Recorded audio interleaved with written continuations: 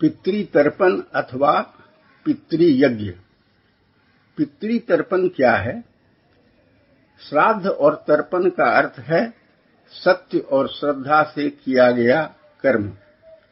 श्राद्ध और जिस कर्म से माता, पिता और आचार्य तृप्त हों वह तर्पण है। वेदों में श्राद्ध को पितृयज्ञ कहा गया है। यह श्राद्ध तर्पण हमारे पूर्वजों, माता, पिता और आचार्य के प्रति सम्मान का भाव है।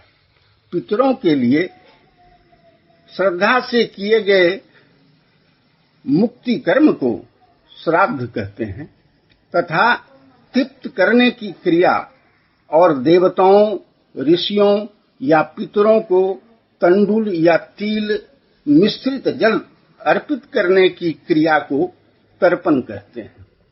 तर्पण करना ही पिंडदान करना है।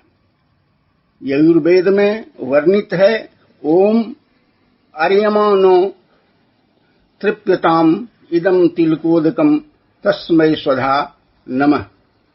ओम मृत्योर्मा अमृतम गमय। पितरों में अर्यमा श्रेष्ठ है।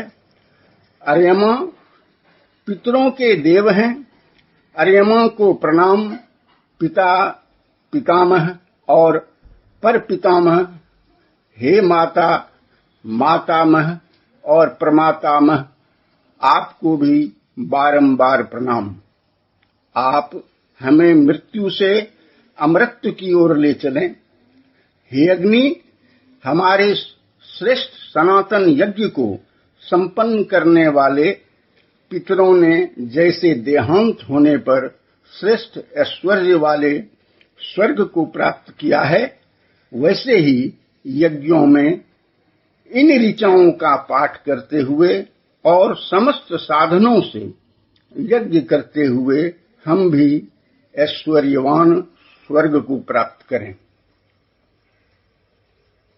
श्रद्धा से किए गए तर्पण की विशेषता के बारे में कहा गया है, श्रद्धया दीयते यस्मात् तच्छागमो, अर्थात श्रद्धा से तर्पण करने पर श्रेष्ठ संतान, आयु, आरोग्य, अतुल ऐश्वर्य और इच्छित वस्तुओं की प्राप्ति होती है। वेदों के अनुसार पितृतर्पण करने से मानव पितृऋण से मुक्त हो जाता है।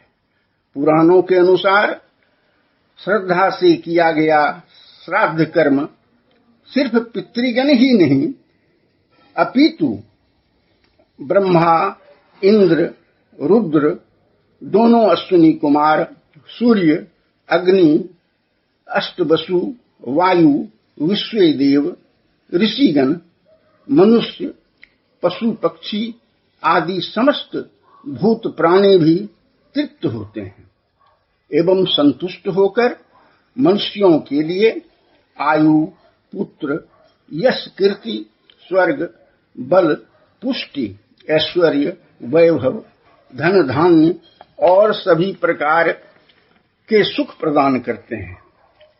महाभारत के अनुसार सर्वप्रथम श्राद्ध का उपदेश महर्षि निमि को महातपस्वी अत्रि मुनि ने दिया था। इस प्रकार सर्वप्रथम निमि ने श्राद्ध करना आरंभ किया। उसके बाद अन्य महर्षि भी श्राद्ध करने लगे। धीरे धीरे चारों वर्णों के लोग श्राद्ध माह में पितरों को अन्न जल अर्पित करने लगे। वैदिक परंपरा के अनुसार भाद्र शुक्ल पूर्णिमा से लेकर आश्विन कृष्ण अमावस्या तक पितृपक्ष कहे गए हैं। हिंदू धर्म में श्रद्धा पूर्वक अपने पूर्वजों को जल अर्पण श्रद्धा भाव से पिंडदान करने और तर्पण का विशेष महत्व है। पितृपक्ष में प्रत्येक पितरों को तिल मिश्रित जल की 3-3 अंजलियां अर्पित करनी चाहिए।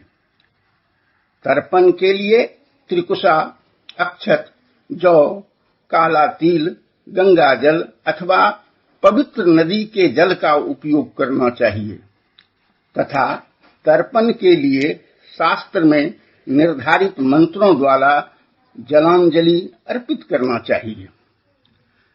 इन दिनों पितरों का पसंदीदा भोजन बनाकर ब्राह्मणों को खिलाने तथा उसका एक भाग कुत्ते, गाय, कौवों या चींटियों को देने की परंपरा है।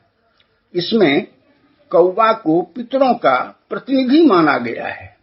यदि कोई व्यक्ति ऐसा करने में असमर्थ है तो वह अपने पूर्वजों का स्मरण करते हुए एक मुट्ठी काले तिल दान कर दें तो ऐसे करने से भी उनके पितर तृप्त हो जाते हैं। पुराणों में तर्पण को 6 भागों में विभक्त किया गया है। पहला देव तर्पण, दूसरा ऋषि तर्पण, तीसरा दिव्य मानव तर्पण, चौथा दिव्य पितृ तर्पण, पांचवा यम तर्पण, छठा मनुष्य पितृ तर्पण।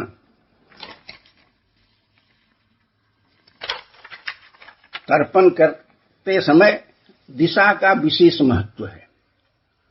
देव और ऋषि तर्पण पूर्व और उत्तर दिशा में करना चाहिए। मातृ और पितृ तर्पण दक्षिण दिशा में करना चाहिए। मातृ एवं पितृ पक्ष में कम से कम 3 पूर्वजों जैसे मातृ पक्ष में दादा, दादी, परदादी, पितृ पक्ष में पिता, दादा, परदादा का तर्पण व पिंडदान करना चाहिए। मातृनवमी को मातृ और पितृ पक्ष को उन अज्ञात पूर्वजों को भी याद कर उन्हें जलांजलि व पिंडदान करना चाहिए। जिन पूर्वजों की मृत्यु तिथि ज्ञात नहीं हो उनका तर्पण व पिंडदान अमावस्या तिथि को किया जाना चाहिए।